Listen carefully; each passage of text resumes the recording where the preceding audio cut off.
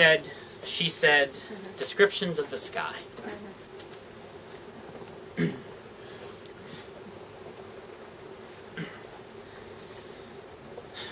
By E.P. Henderson. Have you been here long? He said. She looked up. He was standing above her, just beyond arm's reach, something square and silver in his gloved hand. An hour, maybe, she said. What are you doing? He said. Not much, she said. You, hoping for fireworks? Behind her the sky was innocent of explosions. So far. No one knew how long that would last, now contact had been made. He grimaced like her joke was in bad taste. Maybe it was. The news was only 3 weeks old. What you got there? Some kind of comms tech? She said. He looked down, smiled. Sandwiches. He sliced the foil with his thumbnail to reveal the soft brown inside. They'll freeze, she said, looking back up at the sky. It was a bruise indigo, leavened with long, flat, pale clouds. This was twilight season, when the ice crystals formed billowing waves like whitecaps on the surf of the sky, glittering rainbows in the permanent sunset below. But not today. Not tonight.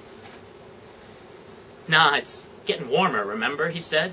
He unwrapped one and bit into it. She smiled as she heard the crunch of frost. Her teeth gleamed white against the blue of the far-off snow hills, and her mouth was so red that he wondered if she was wearing lip salve against the cold. They're tuna mayo, he said. You want some? She shook her head and pressed her reddened lips together. Above the two small figures sitting side by side in the dusky ice plain, the sky burned all the colors of rage and told them they were going to die. A month later, Antarctic spring at last. The sun had levered a sliver over the horizon, and the subterranean gloom was broken by thin, seedy light, which was still, to the dark, adapted inhabitants of the Amundsen Scott Station, like a 100-watt bulb to a cockroach. The sun, the heart-soaring blues and dazzling whites which had been hiding in the shadows came out to play at last. And so did he. This time it was her who found him staring at the sky. Penny for them, she said. She considered herself more responsible, also more sensible than he, as befitted her senior position. So when she brought food outside the station, it was always piping hot soup in an insulated cup. Finally, he tore his eyes away.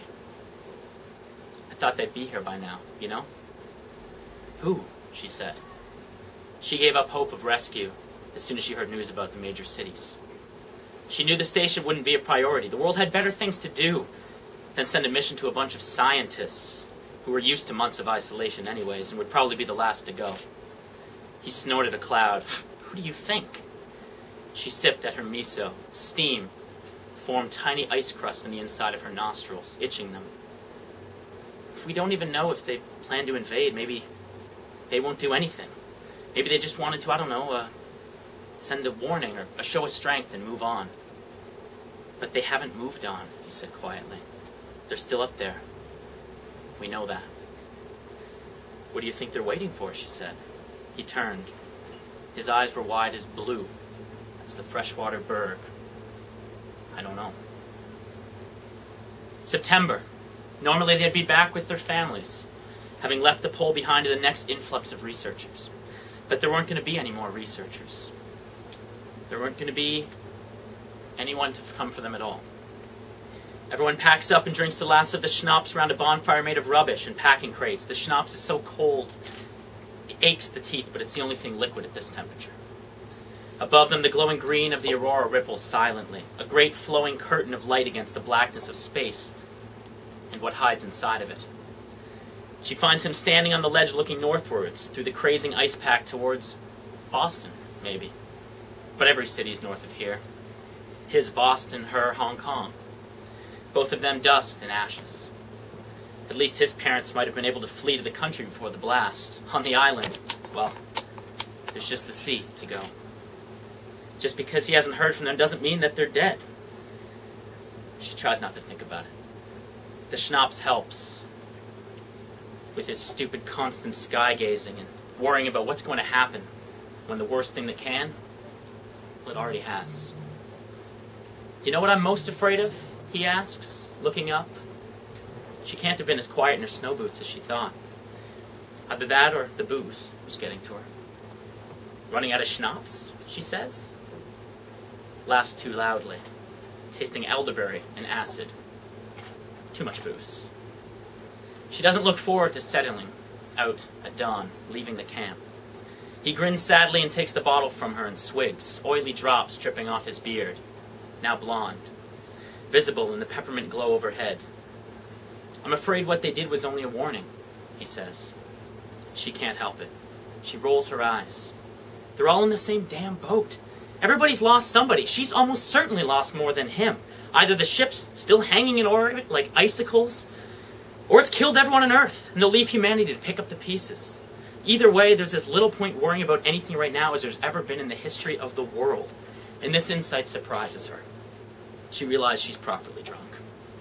She realizes she isn't worried about anything, and she might never worry about anything again. Maybe we'll die tomorrow, but you know what's worse? Living the rest of our lives afraid we'll die tomorrow, she says. So screw them. It's whether we take the goddamn warning that's important. What we do with it, right? They're hanging in their troposphere in their damn ships and they're watching us. So what? What can we do? She sticks a finger in the air, then another finger. A V sign at the sky, fat and clumsy in her thermal glove. She grabs the schnapps bottle back off him, takes a swig, lobs it towards the green misted stars. Then she sits down very abruptly, without meaning to. She thinks she might throw up. Then she thinks she might cry. Is this what brave feels like? His ungloved hand on her face is shockingly warm. His lips on hers taste of hot elderberry. The ice in his beard melts with her bated breath.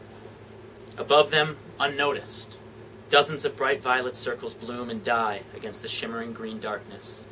The exhausts of hovering ships, leaving at last. Who knows why? Who knows where?